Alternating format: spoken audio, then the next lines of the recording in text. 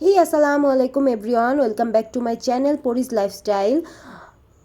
আপনারা সবাই কেমন আছেন আমাকে জানাতে ভুলবেন না। আমিও আলহামদুলিল্লাহ ভালো আছি। যেহেতু উইন্টার সিজন চলে এসেছে, তো একটু ঠান্ডা কাশি এগুলো তো থাকবেই। তারপরেও আমি আলহামদুলিল্লাহ ভালো আছি। অফিস আওয়ার প্রায় শেষের দিকে, তো এই জন্য ভাবলাম আপনাদের সঙ্গে একটু গল্প করে নিই।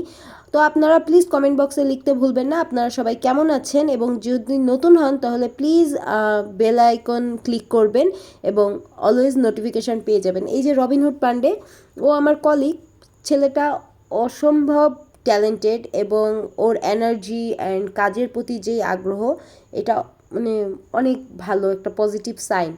তো অফিস শেষে আমরা সবাই বের হয়ে যাচ্ছি যার যার বাসার উদ্দেশ্যে এবং অন্যান্য কাজে। তো এই সময়টা আমরা সবাই অনেক টায়ার্ড থাকি, কারণ একটা লং পিরিয়ড কাজ করার পরে আর কিছুই ভালো লাগে না।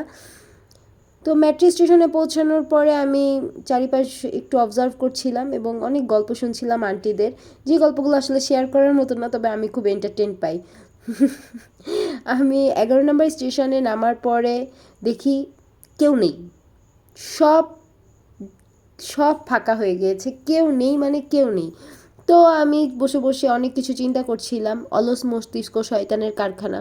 তো অবভিয়াসলি আমি ওভার থিঙ্কার একজন মানুষ, তো আমি অনেক কিছু ভেবে নিয়েছি, অনেক কিছু চিন্তা করে ফেলেছি।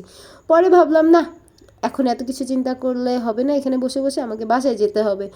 তো আমি বাসায় চলে আসলাম আস্তে আস্তে। ধন্যবাদ সকলকে, ভালো থাকবেন, আমার জন্য দোয়া করবেন। ভিডিওটা ভালো